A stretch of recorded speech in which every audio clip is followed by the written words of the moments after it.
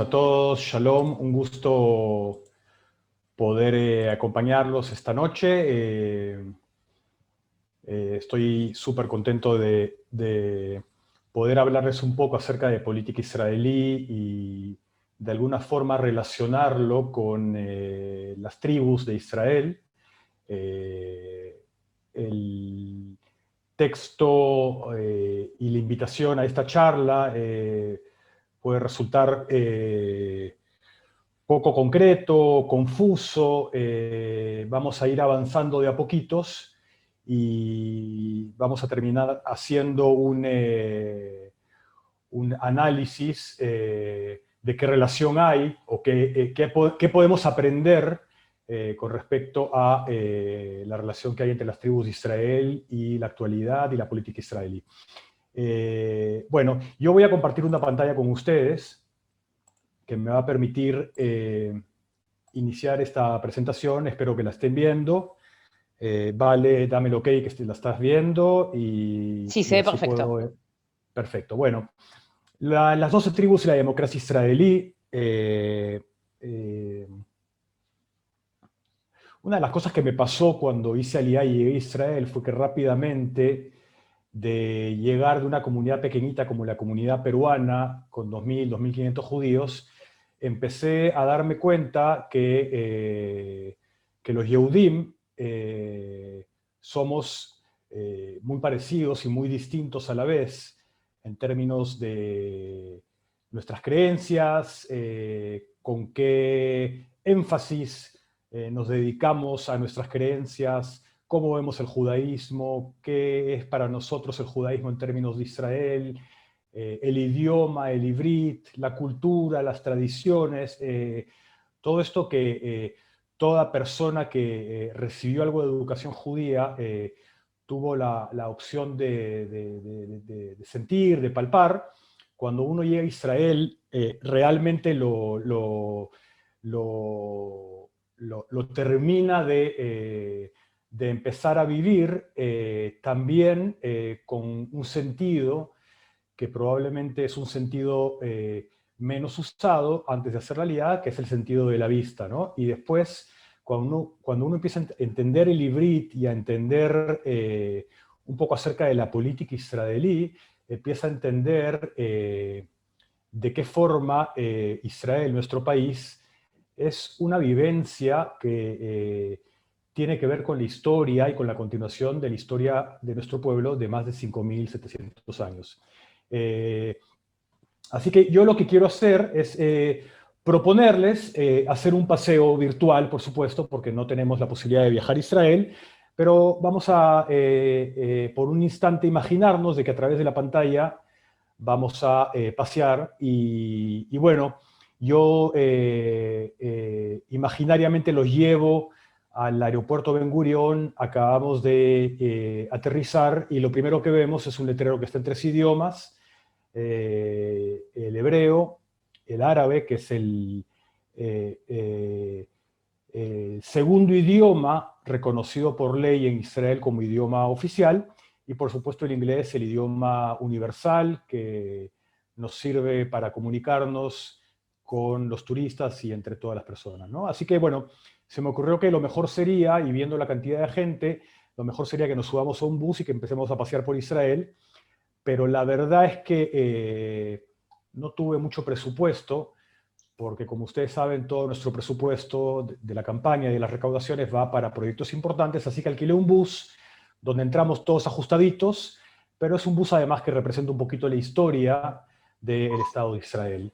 Y bueno, el bus funciona, vamos a empezar nuestro camino y vamos a dirigirnos a la ciudad de Jerusalén, y en el camino, uno de los presentes en el bus se permitió abrir la ventana y entrando a Jerusalén se encontró con que a través de su ventana podía ver a esta persona, y como esta persona, muchas personas más. De hecho, esta persona, el señor Jacob Litzman, es el dirigente de un partido que representa la ultraortodoxia ashkenazí en Israel, Ese partido se llama Yahadut HaTorah. ¿Okay? Los Yehudim ultraortodoxos, o Haredim, como se les llama en Israel, viven en algunos barrios y en algunas ciudades, y hoy en día aproximadamente los Haredim son 850.000 personas. ¿Okay? Y para ponernos un poco en términos de lo que representan respecto a la población israelí, en Israel hay 9.100.000 personas, así que estamos hablando de casi el 10% de la población israelí es ultraortodoxa.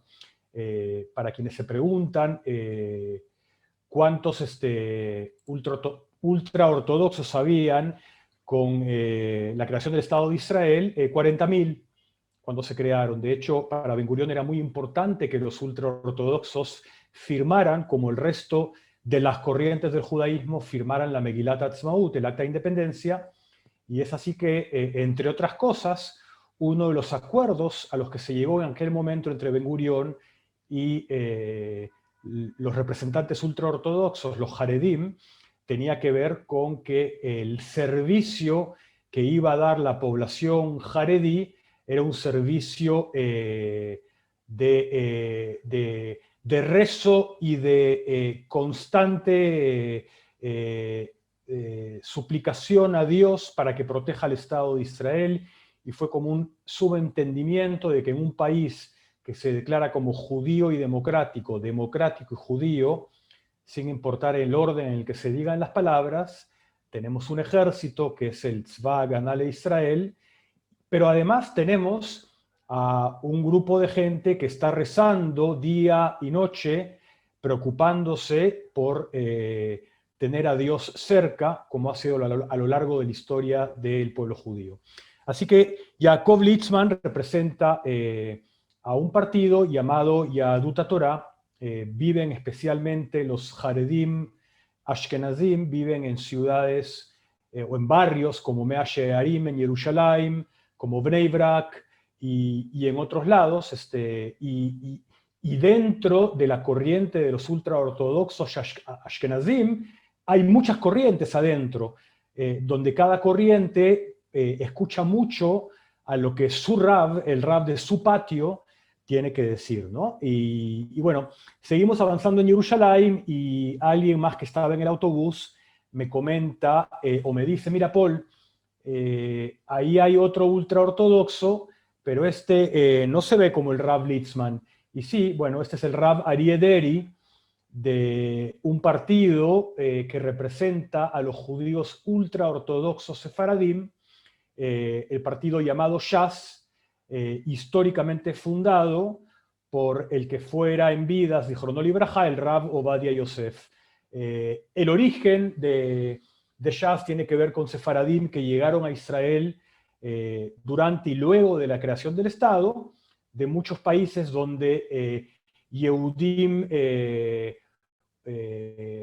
sefaradim ortodoxos tenían un tipo de vida muy apegada a la religión, y con la creación del Estado, los países árabes los empezaron a echar, los empezaron a exterminar, y es a partir de eso que la población de sefaradim crece enormemente en Israel, y de la mano con esto, la corriente, que en este caso vemos a través del Rab Aryeh Deri, que también es un político que representa a un partido llamado Shas.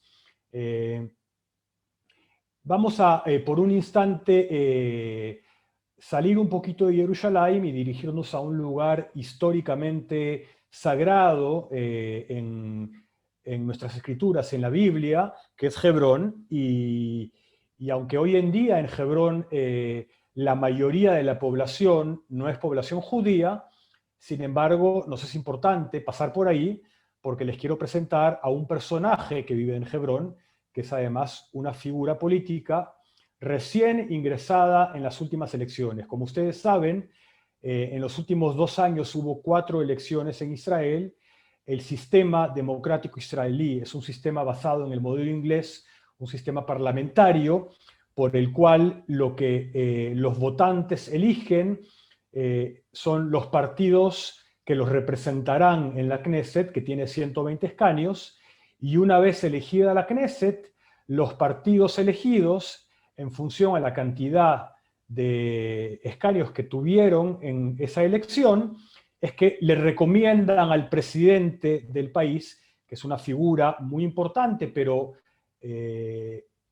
no una figura que se elige a través de un voto de la población, sino que la Knesset lo elige, es el presidente el que recibe las recomendaciones de los congresistas para decidir a quién darle la llave para que forme una coalición que tenga mayoría en la Knesset, ¿no? Y entonces es muy importante entender que si no hay una mayoría, en Israel no se puede gobernar, a diferencia de los modelos como los modelos que conocemos en Latinoamérica, en algunos países europeos, en Estados Unidos, donde hay un presidente y hay cámaras. En Israel, si no hay un acuerdo en la Knesset, la primera ley o intento de decreto que pasaría sería un decreto para hacer caer el gobierno al no haber mayoría y convocar a nuevas elecciones.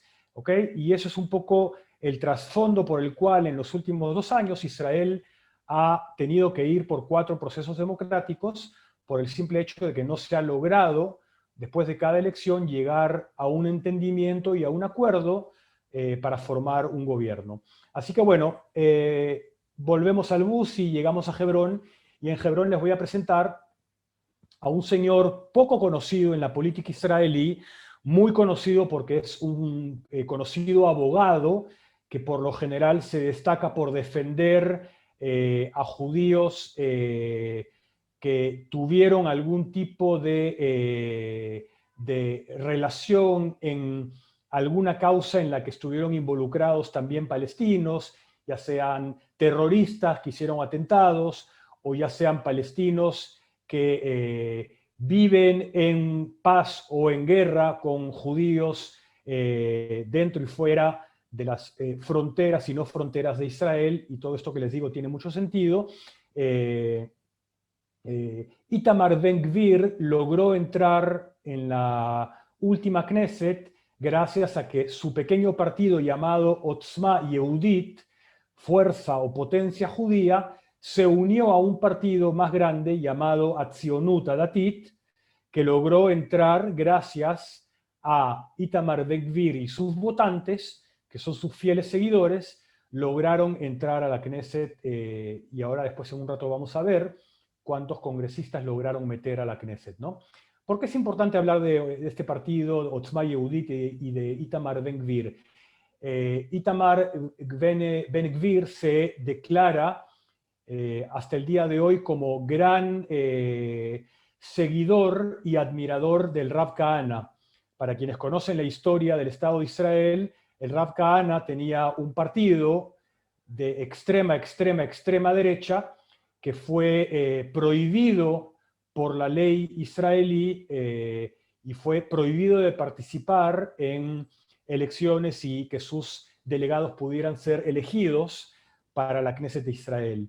Pero además, Itamar Ben-Gvir es una persona bastante polémica porque cuando a él se le entrevistaba en más de una ocasión y aparecía en la televisión israelí, la foto que él tenía, que ahora no tiene más atrás, pero que él tenía en su casa, es la foto de un famoso, por su lamentable acción, un famoso doctor llamado Baruch Goldstein. Baruch Goldstein fue un doctor que en algún momento, en respuesta a la ola de atentados que ocurrían en Israel, en aquel entonces Segunda Intifada, si no me equivoco, Baruch Goldstein decidió tomar las armas en mano y entró a Hebrón, a una mezquita, y con una ametralladora mató a 40 árabes que estaban rezando, ¿no? Y Itamar Ben-Gvir tenía una foto de Baruch Goldstein enmarcada en su casa en el salón, y así daba sus entrevistas.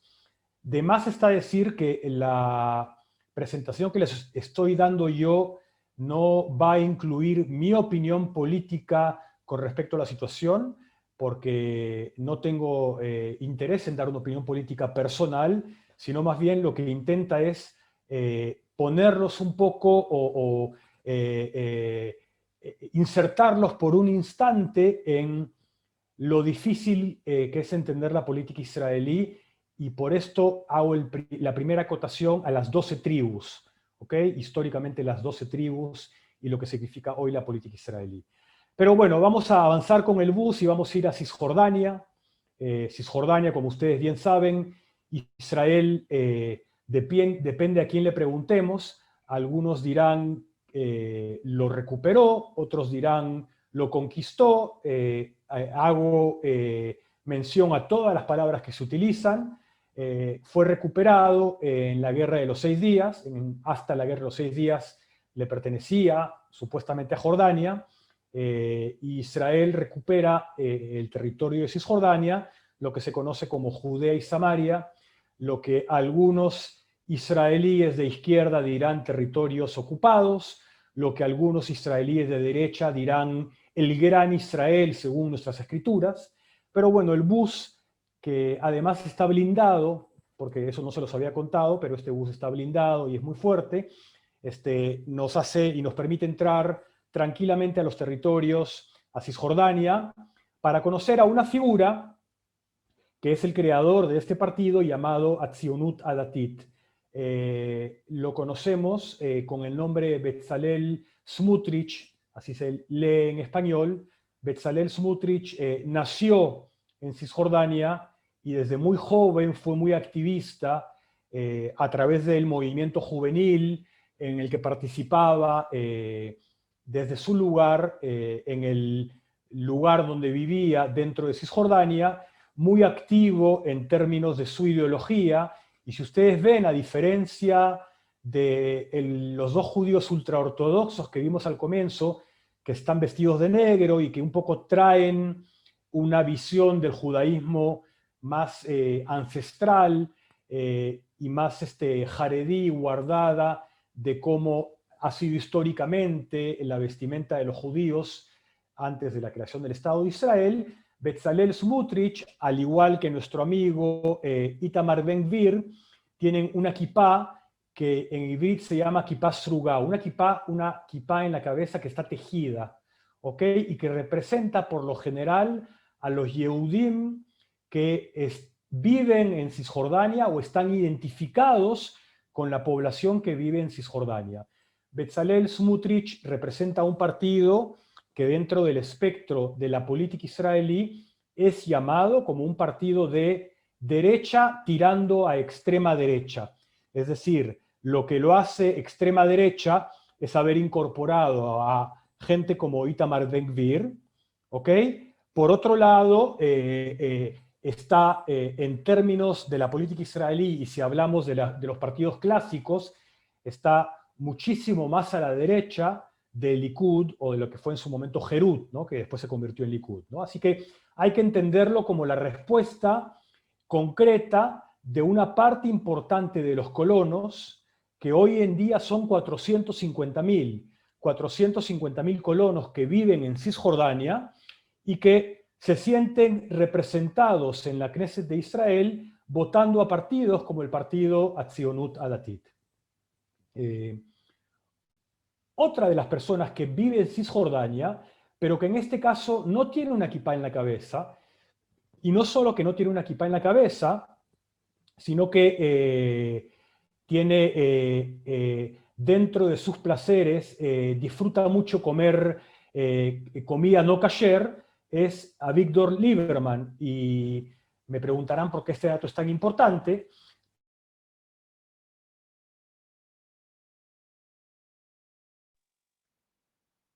Bueno, parece... Ahora vamos a ver qué pasa.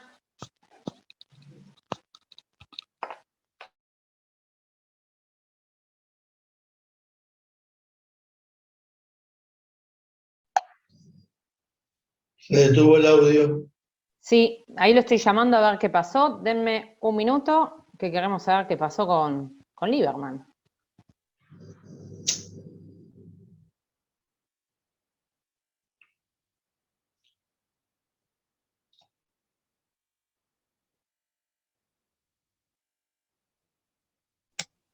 Ahí volvió Paul. Son cosas que pasan también en este momento. Y más si estás en Israel, Paul, viste que la distancia no ayuda con la conexión. No, ¿estás muteado, Paul?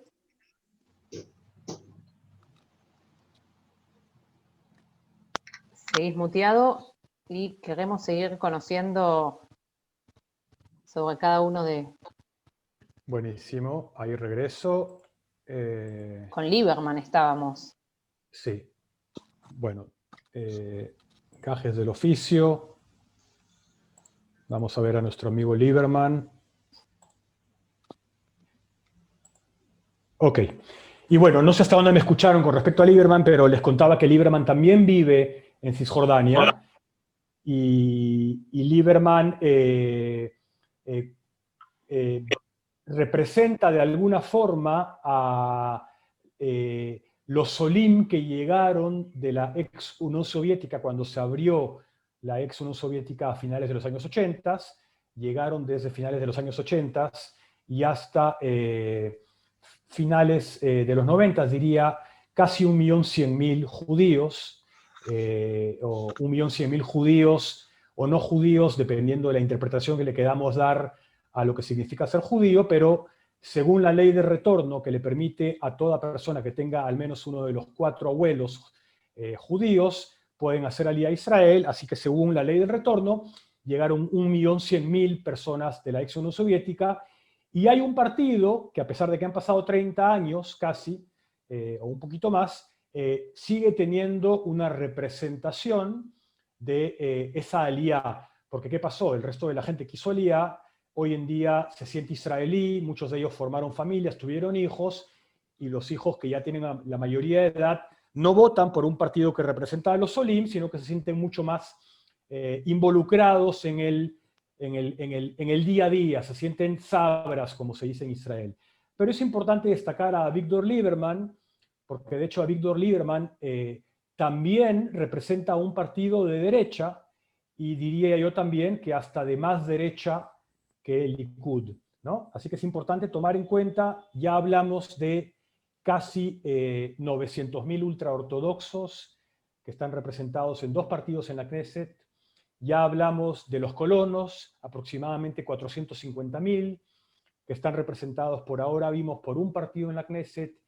Ya hablamos de los Olim que llegaron de la ex Unión Soviética, que están representados por un partido en la Knesset, y vamos sumando, y ahora vamos un poco al centro del país, después de esta visita que hicimos en el sur, en Jerusalén, en el sur un poco y también en el este de Israel, vamos a la zona de Tel Aviv, y vamos a empezar conociendo a la nueva líder del partido Abodá, Mifleget Abodá, el Partido Laborista, quienes en su momento se hicieron llamar también Ma'arav, Mapai, en otra época, aquellos que de alguna forma la historia les adjudica la creación del Estado de Israel, y por lo menos hasta mediados de los años 70, la conformación de todos los gobiernos del Estado de Israel. Este partido, que es un partido histórico, Ben Gurión, pasó por ahí, muchísimas figuras pasaron por Mifleget Abodá. Diría yo que los últimos 2 grandes líderes que pasaron por el Partido Laborista y nos han dejado fueron Yitzhak Rabin, asesinado, y luego Shimon Peres. Y a partir de ahí lo que pasó con el Partido Laborista es que, en términos de su popularidad en lo que representa a la media israelí, cada vez ha dejado de ser popular y cada vez se ha achicado más. Y hoy en día está liderado por Merav Mijaeli, que es un personaje joven, una joven política que viene con una agenda donde, por ejemplo, entre otras cosas, hacer un partido de centro-izquierda, el tema del feminismo y los valores humanos está muy presente, y es una agenda que llama la atención a gente joven, pero que cuando muchas veces el votante en Israel tiene que ir a definir por quién va su voto, muchas veces lo que termina definiendo el voto es cómo piensan los partidos en términos del conflicto israelí-árabe, israelí-palestino, con lo cual muchas agendas, como las agendas del Partido Laborista el día de hoy, son menos significativas, sobre todo después de lo que lamentablemente ocurrió con los resultados de la firma del Tratado de Oslo, que era en principio una excelente iniciativa para intentar llegar a un acuerdo con los palestinos, pero que lamentablemente llevó a los palestinos a dejar que los extremistas convirtieran el acuerdo en un queso gruyère, y a partir de eso hubiera muchos atentados y mucha muerte en Israel, con lo cual la sociedad israelí se convirtió en una sociedad que pasó de ser una sociedad de centro-izquierda a una sociedad de centro-derecha, como la veo yo el día de hoy. Bueno, nos quedamos en Tel Aviv y les presento al número uno, al líder de un partido también conocido en Israel históricamente, llamado Meretz, que es un partido aún más izquierdista que el Partido Laborista, que hoy está liderado por Nitzan Horowitz.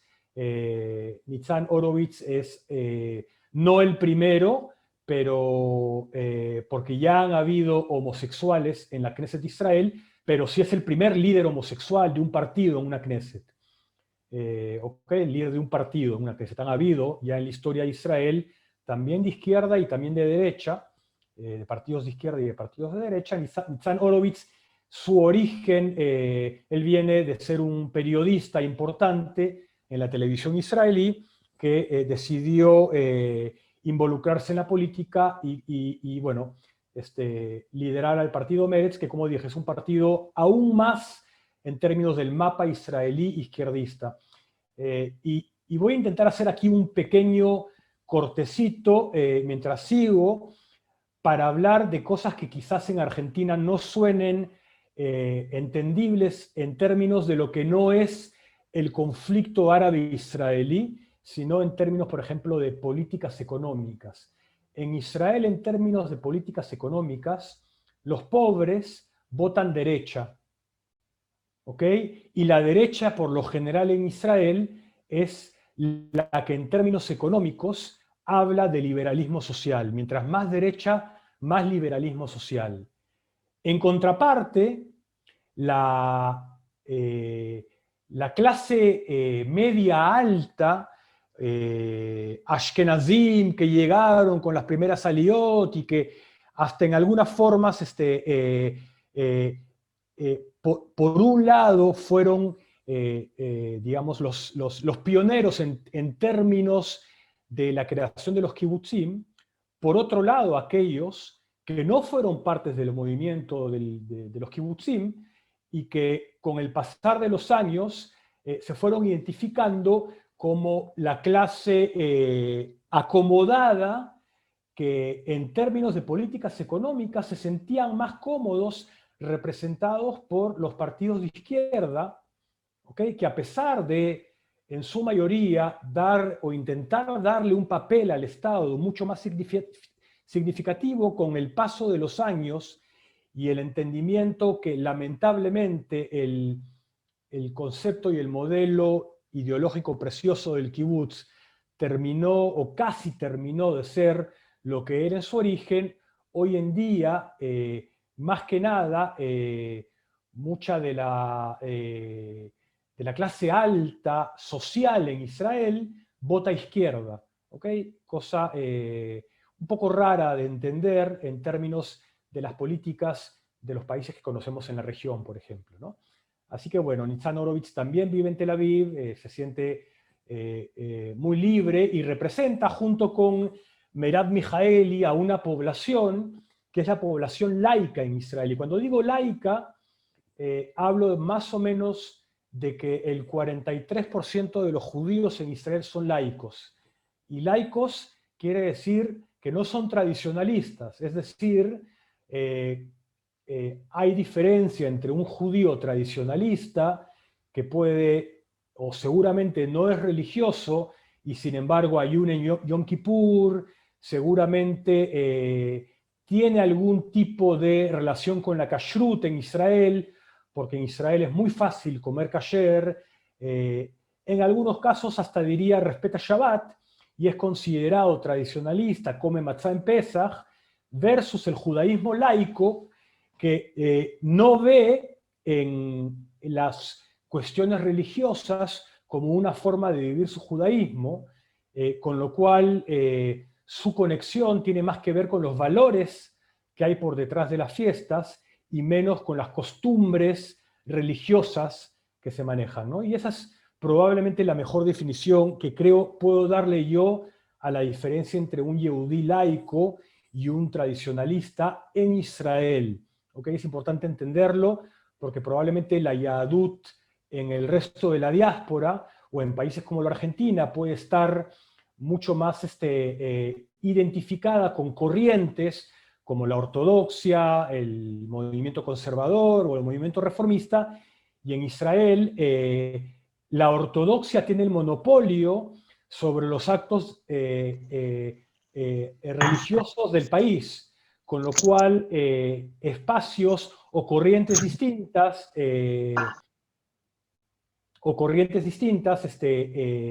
pueden ser más allá que muestras de algún tipo de judaísmo distinto, no representan, digamos, lo que en un país denominado judío y democrático por ley se acostumbra a ver como tal, ¿no? Los matrimonios reconocidos son los ortodoxos, la Yahadut es vista como la Yahadut ortodoxa, pero bueno, Israel ha logrado en ese juego entre democracia y religión tener una población en su mayoría judía, alguna identificada con la corriente ortodoxa o con la corriente ultraortodoxa, alguna tradicionalista y otra laica. Y por eso me es importante hacer la diferenciación de lo que significa un laico en Israel versus lo que es un laico en la diáspora.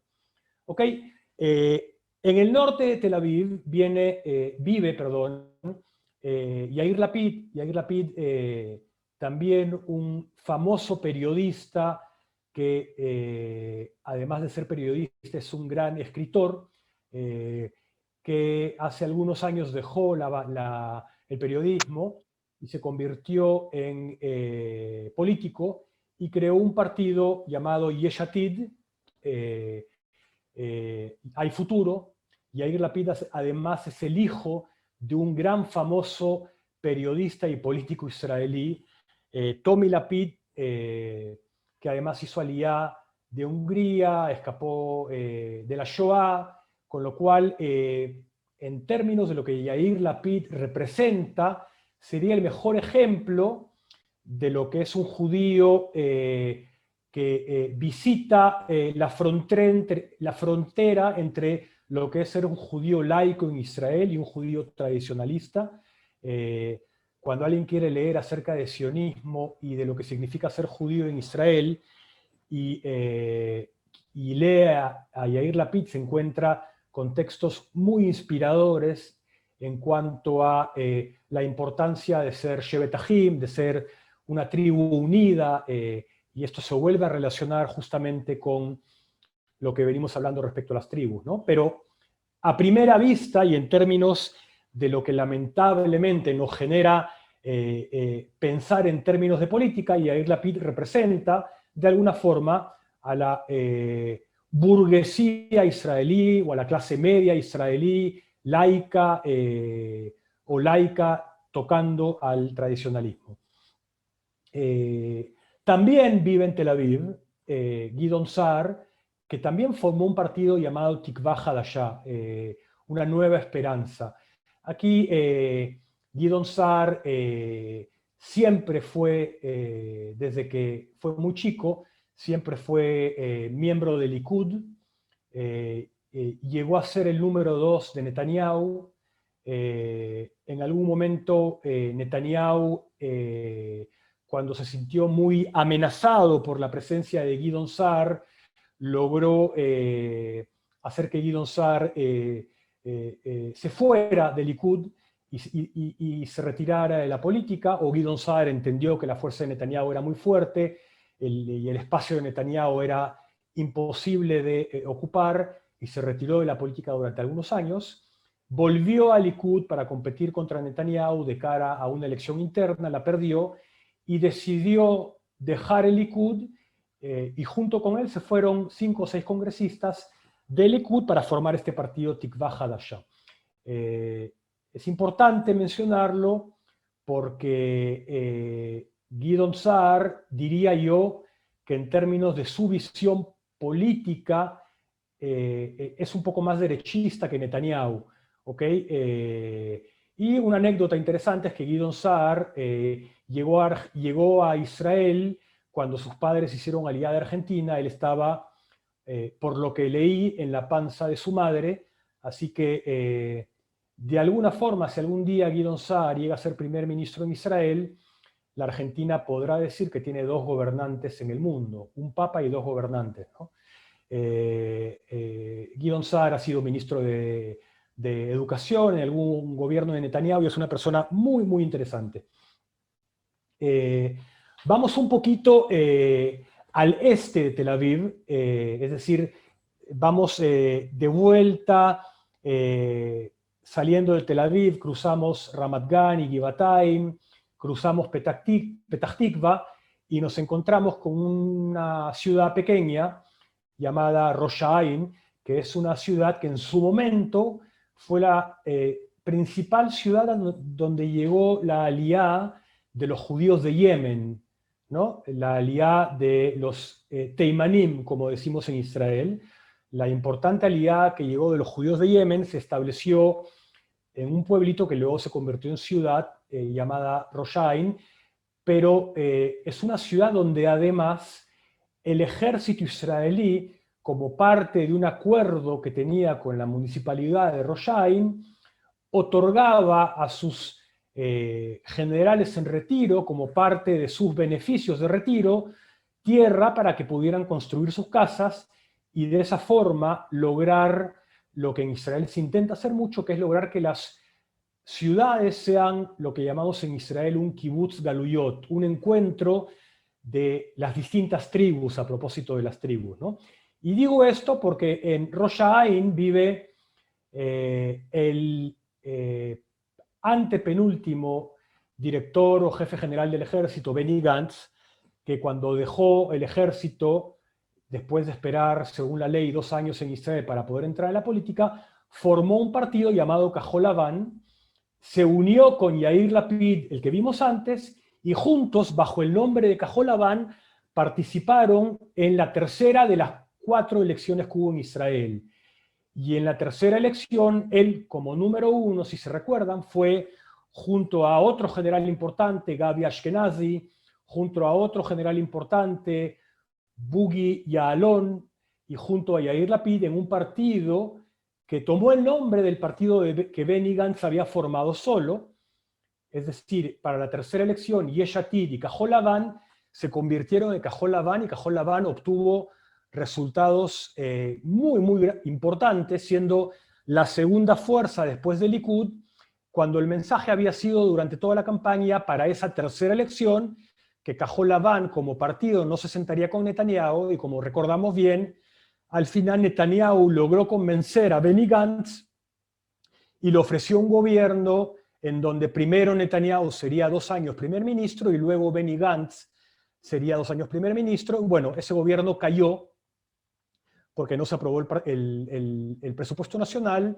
Hay quienes dicen porque Netanyahu no quería que Gantz lo cambiara y quería seguir siendo primer ministro.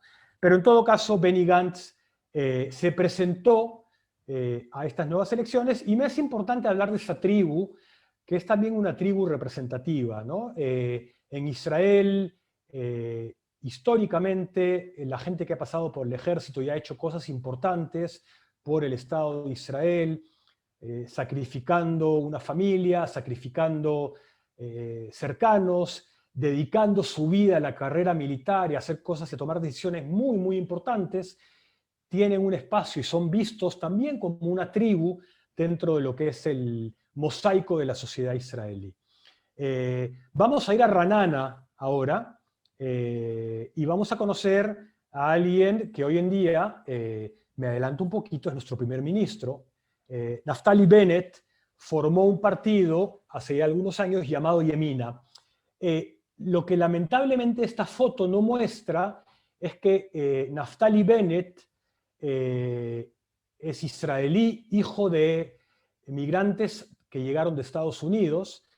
Lo que esta foto no logra mostrar es que Naftali Bennett también tiene una kipá tejida en la cabeza. O sea que en términos de su ubicación en el mapa político, no es casualidad que su partido se llame Yemina, derecha. O sea que si tuviéramos que ubicarlo en algún lugar en el mapa político, está entre el Likud, ¿ok?, y el partido de Smotrich y Ben Gvir. Es decir, entre el extremismo de la derecha extrema y el Likud, que es un partido de derecha, o de centro derecha, depende de cómo lo queramos leer. Naftali Bennett está con el partido Yemina, y es una persona que cree en Eretz Israel, Ashlemá, en Israel completa, según lo que nos relata la Biblia, cree en un solo Estado para el pueblo judío, tiene una kipá tejida en la cabeza, y sin embargo vive en Ra'anana, y está casado con una persona que es tradicional, pero que no es religiosa. ¿Ok? Esto es importante entenderlo. Y bueno, después de Ra'anana seguimos hacia el norte, vamos a conocer la casa de quien hasta hace un par de semanas, o hasta hace una semana, viviera en Jerusalén, en la casa del primer ministro, y ahora se mudó a su casa en Keisaria, Netanyahu, primer ministro de Israel y líder de la oposición hoy, que es importante y no menos importante decirlo. Netanyahu no pudo formar gobierno, y ahora vamos a hablar de eso, pero él no se retira de la política, sino que decide asumir el cargo de líder de la oposición, él es el representante del Likud. Seguimos avanzando hacia el norte de Israel, y miren cómo del aeropuerto los he llevado hasta el sur, y ahora vamos hacia el norte de Israel, y en Israel vamos a conocer primero a Ayman Uda. Ayman Uda es el número 1 de un partido árabe que se llama la Reshima Meshutefet, la lista unida, que conforman 2 o 3 partidos árabes, algunos con una visión más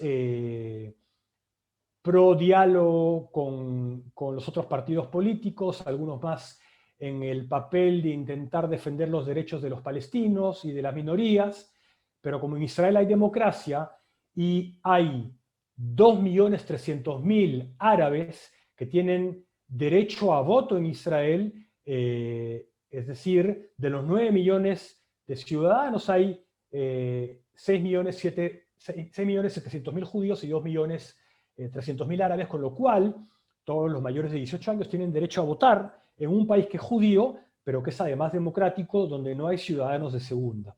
¿Ok? Y está este personaje, que es un personaje muy, muy interesante, llamado Mansur Abbas, que representa a un partido que era parte de Areshima Meshutefet, pero que se terminó separando y formando un propio partido llamado Areshima Arabit Ameujedet, que es la lista árabe unida. ¿Ok? Digamos que no hay mucha creatividad en términos de los nombres, pero lo interesante, hasta la última elección estos 2 partidos se presentaron juntos, y hubo algo o una acción que hizo que en esta elección estos 2 partidos se presentaran por separado. Y ahora vamos a ver en los resultados de qué forma esto afectó a la formación de un gobierno en Israel. ¿Okay? Este es un partido que se declara como un partido árabe musulmán. ¿Okay? Es parte de su yo creo. ¿Okay? Son árabes musulmanes. Ahora, como no quiero olvidar a otras personas que también son parte de la sociedad israelí y que trascienden a un partido u otro partido político, se me ocurrió poner algunas caras más o menos conocidas para decir que también están presentes y son parte del mosaico de lo que es el Estado de Israel. Pnina Tamano Shata, que es un ejemplo de la aliyá, o de los 135.000 judíos etíopes que llegaron a Israel en las famosas 2 operaciones y que siguen llegando a Israel, y que hoy en día, independientemente del partido del que es parte, porque hay Yehudim Etiopim en partidos de izquierda y de derecha, es la ministra de Aliyá y Absorción. ¿Ok? Así que es importante recordarnos la cara de ella porque representa a un partido y es parte del partido Cajol Labán de Benny Gantz y es la ministra de Aliyá y Absorción, así como hay congresistas etíopes en Likud y en otros partidos políticos también. A su derecha está el capitán Shadi, espera que no puedo leer el nombre, Shadi Vidaan, que es un druso que, a diferencia de los árabes, musulmanes y cristianos, tanto en el caso del capitán Shadi como en el caso del general aquí abajo, Hassan Abu Sala, que es un beduino, ellos están y tienen el derecho, además de ser como cualquier ciudadano israelí, de votar y de ser parte de la democracia, ellos también tienen que ir al ejército. ¿Ok? ¿Y esto por qué? Porque en términos de la creencia de los beduinos y de los drusos, la tierra en la que nacen es la tierra de sus raíces y la tierra en la que tienen que defender. Con lo cual, si hay un beduino que nació en Israel y un beduino que nació en Egipto, cada uno le será fiel a tal punto de ir al ejército y defender al país en el que nació, y esto se da con los árabes de origen beduino y de origen druso.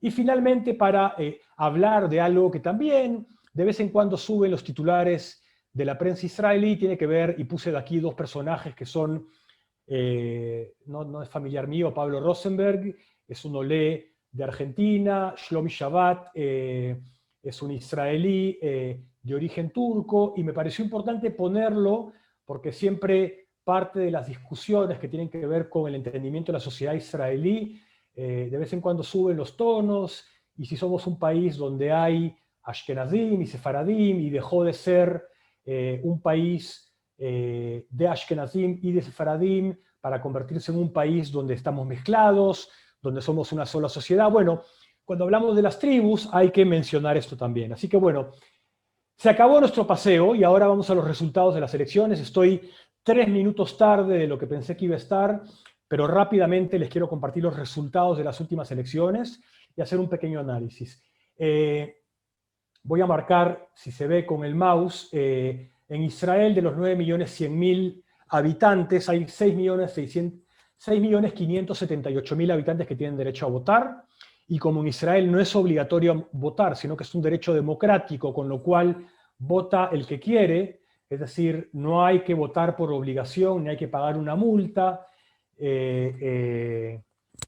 Quizás hay otro tipo de planes, por decirlo de alguna forma, en términos de la sociedad israelí y de cómo sí te pueden llevar a votar, pero no es obligatorio votar por ley. Y en Israel, a la última elección para votar 120 congresistas, votaron 4.435.805 personas, que representa un 67%, que es aproximadamente, en términos de la media de la votación israelí, la media de las últimas 3 o 4 elecciones, y que ha sido, y es un poquitito más alta de la media de los últimos 20 años, y un poquitito más baja de la media de las primeros 5 o 6 votaciones que hubo desde que se creó el Estado de Israel.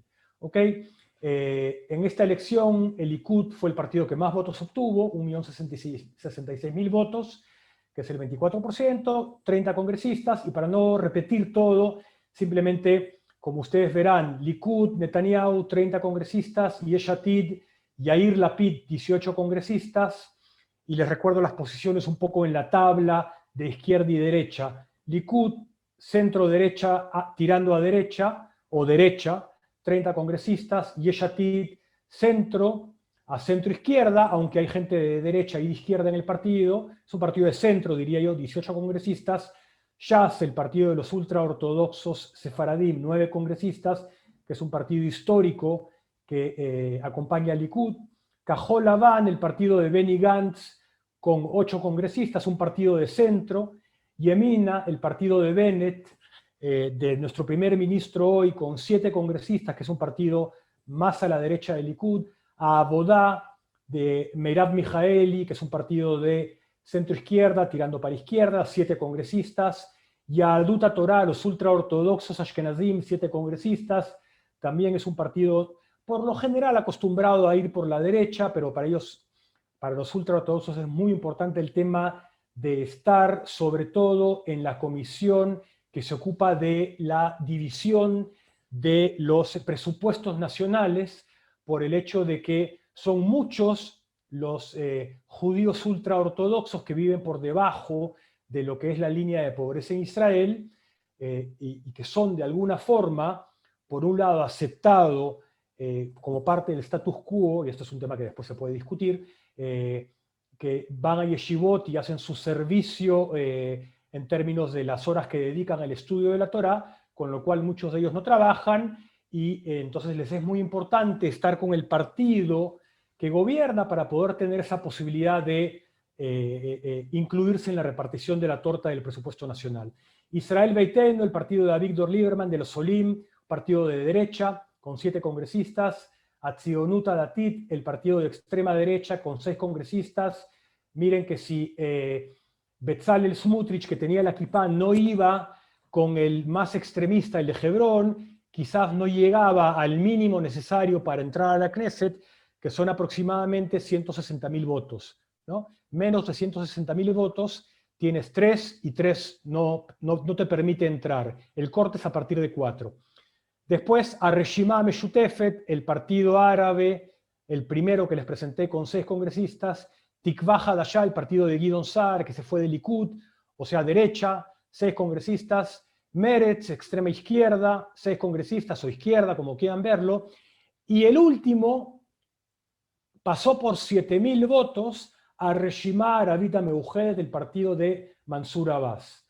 Y después, como ustedes pueden ver, están en colores, y yo decidí no mostrarles un mapa de cómo se ve la política israelí en términos de si hay más derecha o izquierda, porque es clarísimo que la sociedad israelí es más de derecha hoy que de izquierda.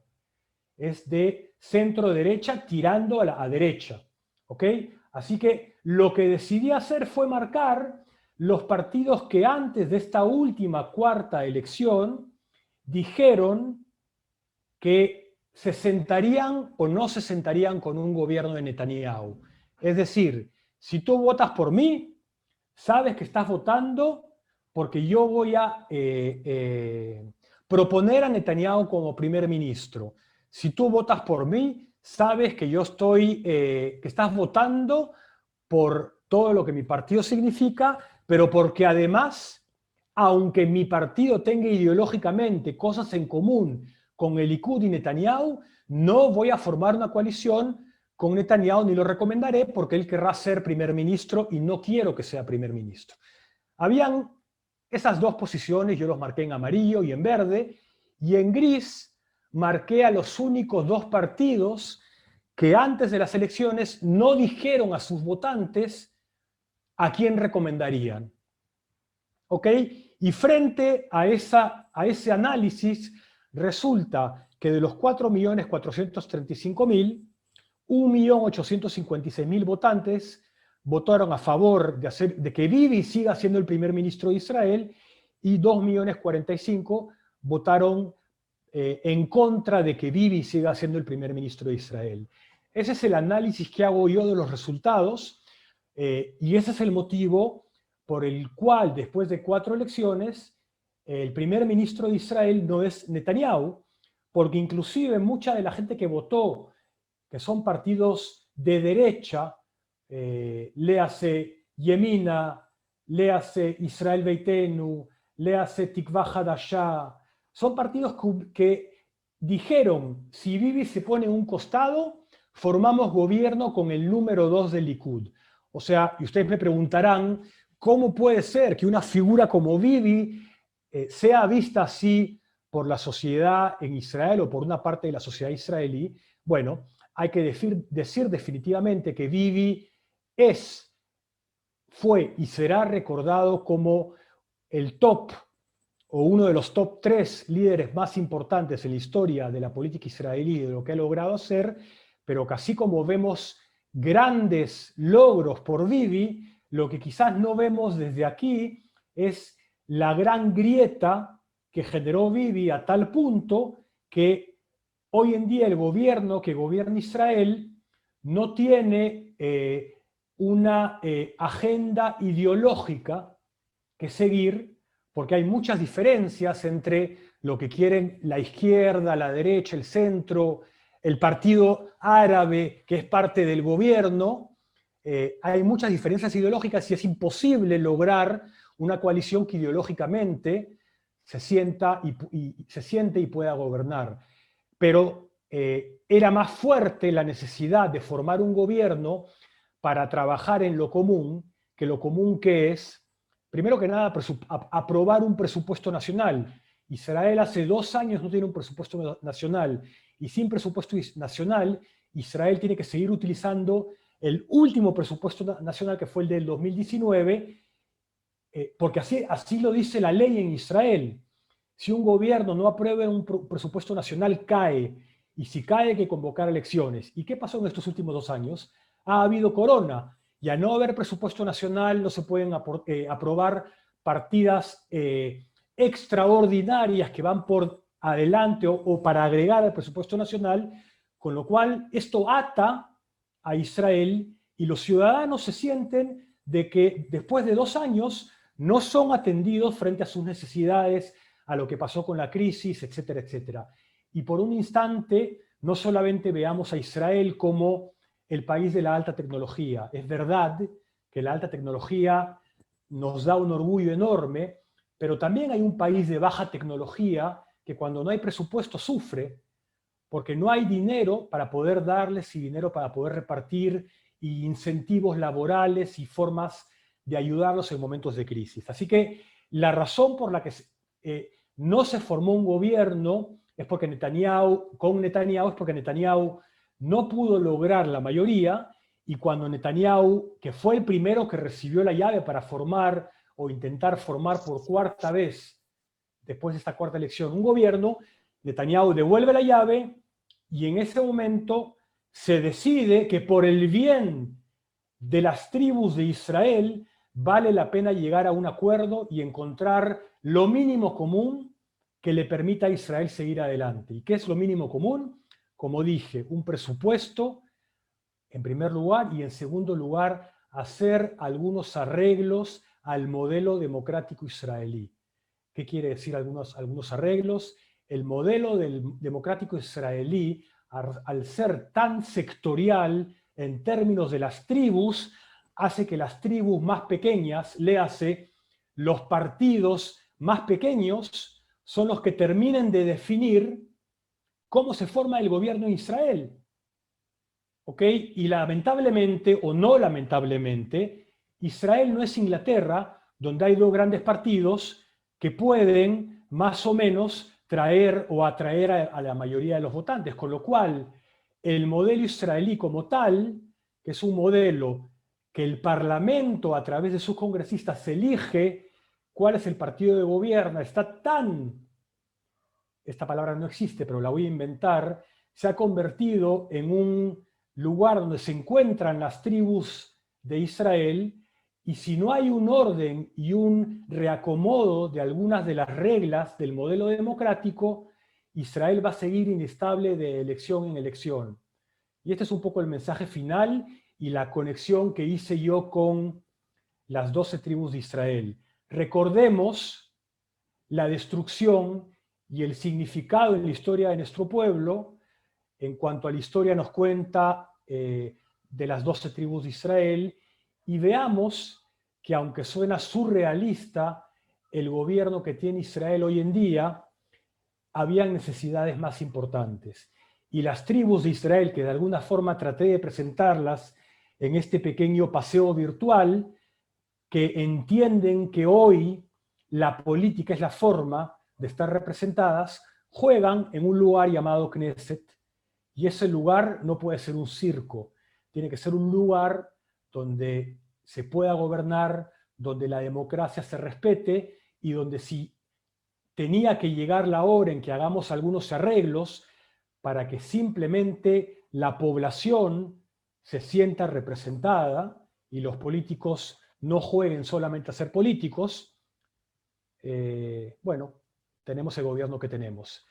Cualquier coincidencia con la realidad, bueno, Israel es el país de los Yehudim, es el país de 9.100.000 habitantes, y es un país donde felizmente vivimos la democracia y vamos a esforzarnos porque la democracia siga siendo fuerte. Muchísimas gracias. Aprovecho este momento para, en nombre de toda la institución, felicitarlo a Paul por su brillante exposición. Y bueno, a través del disenso seguiremos construyendo nuestro gran pueblo y nuestro gran Estado de Israel, así que estamos todos acá trabajando para un solo fin. Así que sigamos adelante. Paul, te vuelvo a agradecer. Gracias, Nacho. Muchísimas gracias a todos. Un gusto y, bueno, como siempre, a su disposición para lo que necesiten, por cualquier duda. Es el tema de la política y de las tribus que me apasiona.